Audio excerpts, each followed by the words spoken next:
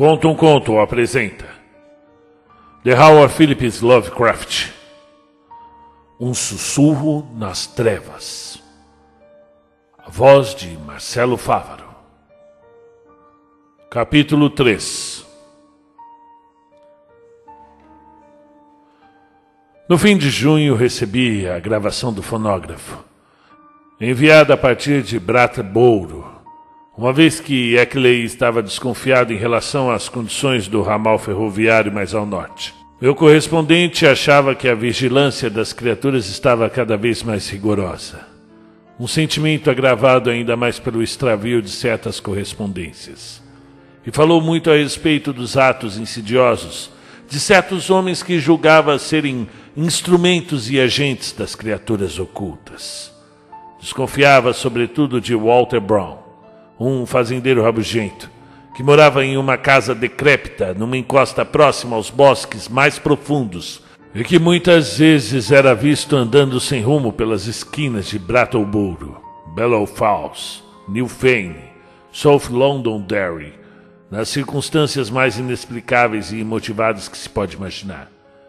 Eckley estava convencido de que a voz de Brown era uma das que havia escutado certa vez durante uma terrível conversa.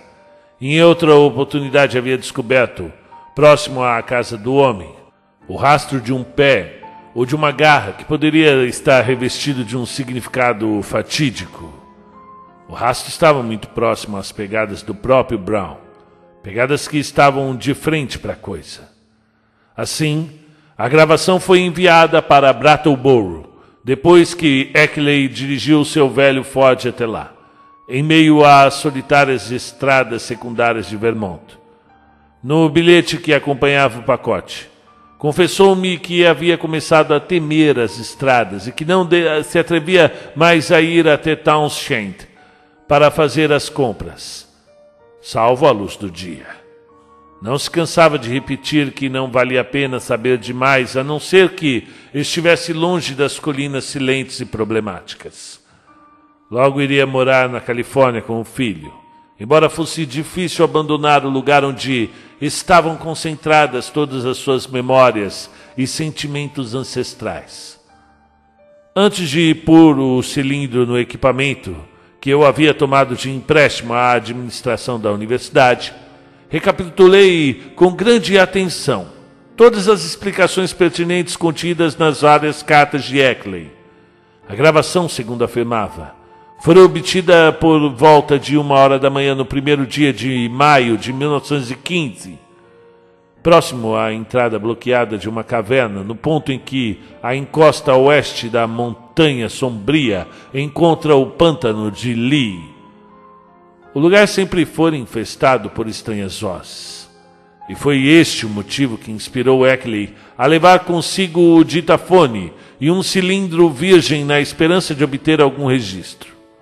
Experiências anteriores haviam demonstrado que a noite de Walpurgis, a pavorosa noite do Sabá nas religiões europeias ocultas, provavelmente seria mais frutífera do que qualquer outra data. E o homem não se decepcionou. Contudo, cabe notar que nunca mais ouviu vozes naquele local específico. Ao contrário da maioria das vozes ouvidas na floresta. A maior parte da gravação apresenta características quase rituais, que incluía uma voz indubitavelmente humana que Eckley jamais conseguira identificar. Não era de Brown, pois parecia ser a voz de um homem mais culto. A segunda voz, no entanto, era o ponto fulcral da coisa, pois se tratava do odioso zumbido, que não tinha nenhuma semelhança à voz humana, apesar das palavras humanas que pronunciava, segundo as regras da gramática inglesa, e com um sotaque erudito. O fonógrafo e o ditafone não haviam funcionado bem durante o tempo inteiro, e o ambiente remoto e de acústica abafada onde o ritual foi gravado não contribuiu em nada, de modo que os trechos efetivamente registrados tinham um caráter muito fragmentário. Eckley forneceu-me uma transcrição que acreditava serem as palavras proferidas. E mais uma vez lancei os olhos ao papel, enquanto preparava a máquina para reproduzir os sons. O texto, em vez de apresentar horrores evidentes, parecia envolto em um mistério insondável. Embora o conhecimento de sua origem e da maneira de sua obtenção conferissem-lhe um horror associativo que ultrapassava as meras palavras. Suponho-me a apresentá-lo aqui na íntegra, e tenho a certeza de sabê-lo de cor, não apenas porque li a transcrição, mas porque escutei a gravação inúmeras vezes, uma atrás da outra, e não é fácil de esquecer.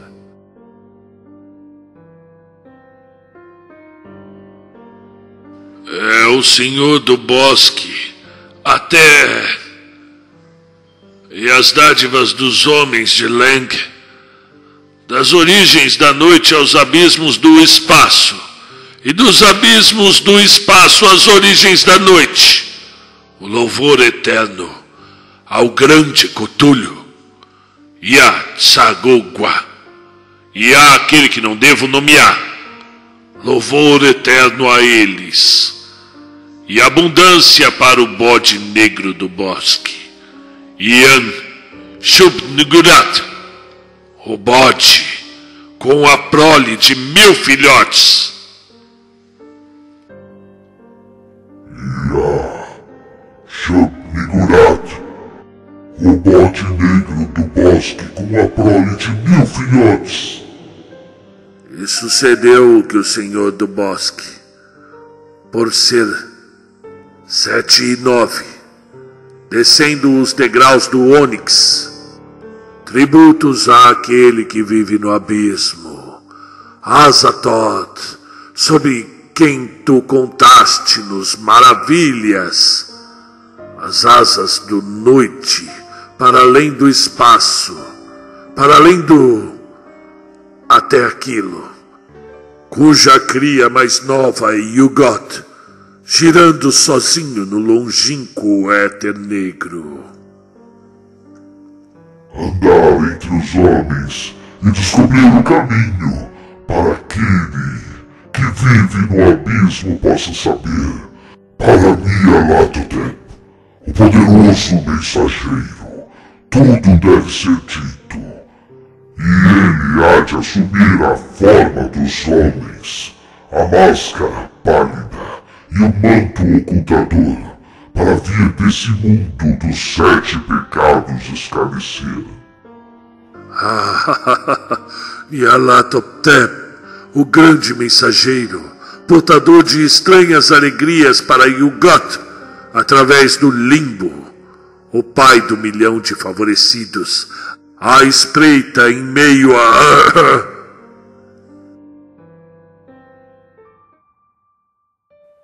Eis as palavras que escutei ao ligar o fonógrafo.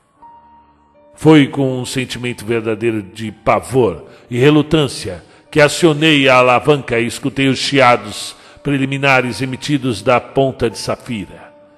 E senti-me aliviado ao perceber que os primeiros fragmentos eram proferidos por uma voz humana. Uma voz culta e mansa, que parecia ter um solene sotaque de Boston, e que, com certeza, não pertencia a nenhum nativo das colinas de Vermont. Enquanto escutava o tênue e sugestivo registro, percebi que a fala correspondia exatamente à transcrição preparada com todo o cuidado por Eckley. Ouvi a entonação do cântico, feita com um suave sotaque bostoniano. Yan Shub-Nigurat, o bode com a prole de 1000 filhotes. E então escutei a outra voz. Eu ainda estremeço ao recordar da maneira como aquilo me atingiu, embora eu estivesse preparado pelos relatos de Eckley, e todos aqueles para quem descrevi a gravação até hoje são categóricos em afirmar que eu me envolvi com um vigarista ou um louco. Porém, se pudessem ouvir aquela coisa maldita por si próprios, ou ler toda a correspondência de Eckley, em particular a terrível e enciclopédica segunda carta, eu sei que mudariam de opinião. No fim, é uma grande lástima que eu não tenha desobedecido a Ackley e tocado a gravação para outras pessoas. E uma lástima igualmente grande que toda a correspondência dele tenha se perdido. E para mim o contato direto com a gravação e o conhecimento a respeito da história e das circunstâncias que lhe diziam respeito conferiram ao zumbido o caráter de uma coisa monstruosa. Este se fez ouvir logo após a voz humana nas respostas rituais. Mas na minha imaginação aquilo não passava de um eco, batendo asas em meio a abismos inconcebíveis, de infernos extraterrenos inconcebíveis. Faz mais de 2 anos, desde que toquei o blasfemo cilindro de cera pela última vez. Mas nesse exato momento, bem como em qualquer outro, ainda posso ouvir aquele zumbido tênue e demoníaco, tal como chegou até mim na primeira audição. Ian Shub-Nigurat, o bode negro do bosque, com a prole de 1000 filhotes. No entanto, mesmo que a voz ecoe o tempo todo no meu ouvido, sequer pude analisá-la o suficiente para empreender uma análise gráfica. Era como o zunido de um asqueroso inseto gigante moldado à fala articulada de uma espécie desconhecida. E tenho a certeza de que os órgãos que o produziram não pode ter semelhança alguma aos órgãos vocais de um homem, ou mesmo aos de qualquer outro mamífero. Havia certas singularidades no timbre, alcance e sobretons que punha o fenômeno completamente fora da esfera da humanidade e da vida terrena. Durante a primeira audição, a chegada súbita daquele som quase me fez desfalecer. E escutei o restante da gravação em uma espécie de estupor maldito. Quando a passagem mais longa do zumbido tocou, eu percebi um considerável aumento na sensação de infinitude blasfema que havia se apoderado de mim durante a primeira passagem mais curta. E, por fim, a gravação terminou de uma maneira abrupta. Em um trecho particularmente claro, falado pela voz humana com o sotaque de Boston. Mas eu permaneci um longo tempo apenas olhando abismado depois que o mecanismo parou. Fiquei ali. Eu mal preciso dizer que eu escutei a horripilante gravação várias outras vezes e fiz tentativas minuciosas de análise e comentário comparando as minhas anotações às de Ackley.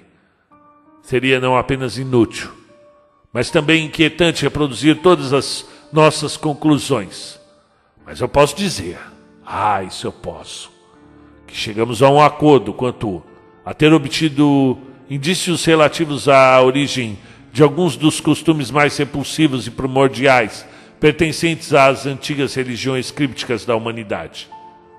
Também nos pareceu claro que existiam alianças elaboradas e ancestrais entre essas criaturas siderais e alguns membros da raça humana. Qual era o alcance dessas alianças? E que estado encontram-se hoje, quando comparadas às épocas passadas? Não havia meio de descobrir, mas, na melhor das hipóteses, havia espaço para uma quantidade ilimitada de horrendas especulações. Parecia haver uma ligação pavorosa e imemorial em vários estágios definidos entre o homem e a infinitude inominável. As blasfêmias que aconteceram na Terra, ao que tudo indicava, eram oriundas do negro planeta Yugot, nos confins do sistema solar, que por sua vez era apenas um posto avançado de uma pavorosa raça interestelar. Já pensou nisso? Uma raça interestelar que mantinha um posto avançado nos confins do sistema solar, o planeta Yugot, cujas origens últimas devem estar muito além, até mesmo do contínuo espaço-tempo einsteiniano ou do mais vasto universo conhecido. Nesse interim, continuamos a discutir discutir a Pedra Negra e a melhor maneira de transportá-la até Harkan, pois Eckley julgava arriscado que eu visitasse no local dos seus infaustos estudos. Por um outro motivo, Eckley mostrava-se indisposto a confiar o objeto a qualquer rota de transporte, ou previsível ou corriqueira. A ideia definitiva foi a de atravessar o condado até Bellows Fells, para despachá-lo em um trem para Boston e Maine, que passaria por Keene, Winchendon e Fitchburg, embora para tanto fosse necessário dirigir por estradas mais desertas, muito acidentadas e com mais florestas do que a autoestrada de Brattleboro. Eckley afirmou ter visto um homem rondando a agência postal de Brattleboro no dia em que me enviou a gravação do fonógrafo, com uma atitude e uma expressão que não contribuíram em nada para tranquilizá-lo. O homem parecia ansioso por falar com os atendentes e pegou o mesmo trem em que a gravação foi despachada. E o meu correspondente admitiu que ficou preocupado com a gravação até o dia em que eu acusei o recebimento. Por essa época, na segunda semana de julho, outra carta minha foi extraviada, conforme fiquei sabendo por meio de um nervoso comunicado de Eckley.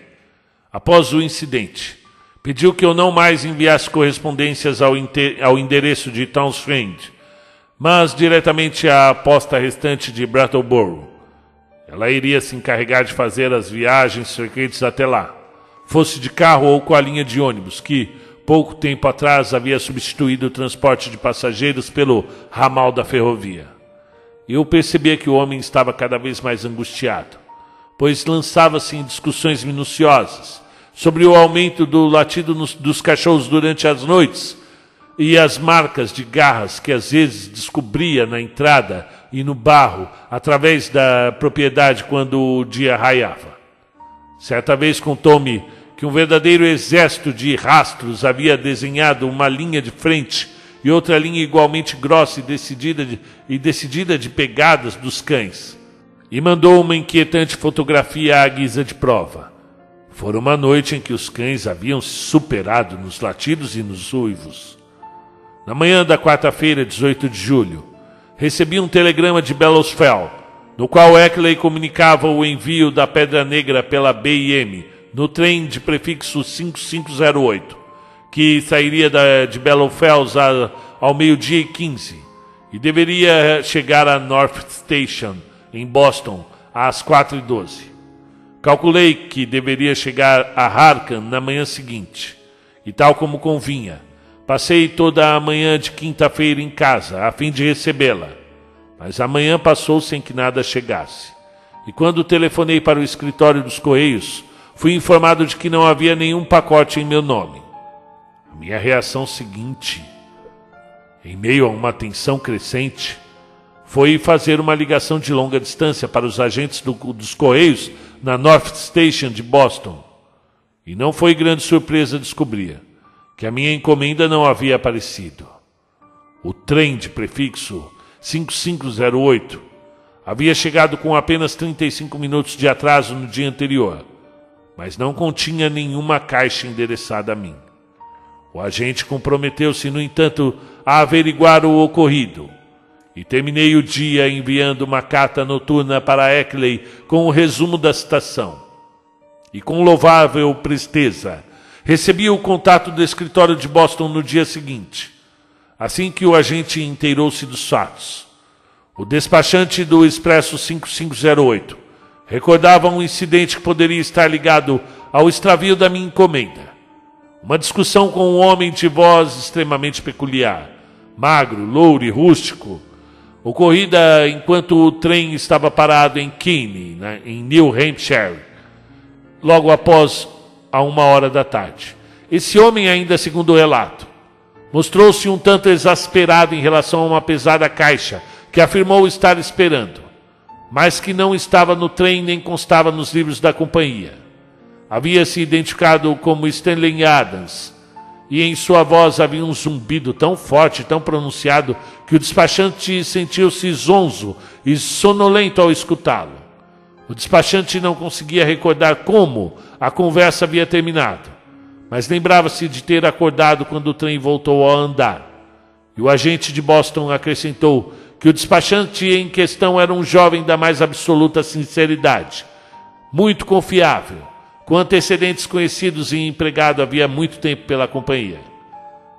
Depois de obter o nome e o endereço do despachante com o escritório da agência, fui na mesma noite até Boston para encontrá-lo. Era um sujeito franco e simpático, mas percebi que não teria nada a acrescentar ao relato inicial. Afirmou não ter certeza de que pudesse sequer reconhecer o estranho interlocutor.